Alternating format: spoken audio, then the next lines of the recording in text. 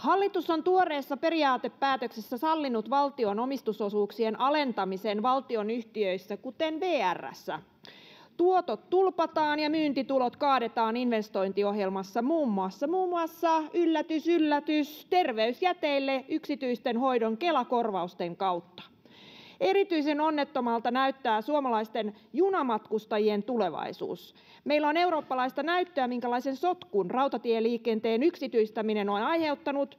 Julkista rahaa palaa enemmän, palvelut monimutkaistuvat, työehdot heikentyvät, lippujen hinnat nousevat räjähdysmäisesti, mutta osakkeenomistajille kyllä maksetaan huikeita osinkoja.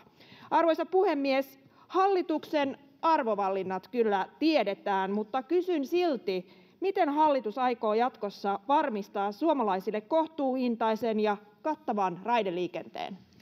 Edustaja Honkasalon kannattaa lukea hieman tarkemmin omistajaohjauksen periaatepäätöstä. Siinä ei suinkaan sanota, että myydään omistuksia. Siinä ainoastaan todetaan, että valtion näkökulmasta tämä on se meidän minimiomistus, jolla valtion intressit saadaan turvattua. Ollaan katsottu läpi valtionyhtiöitä, kuten tehtiin viime hallituksenkin aikana.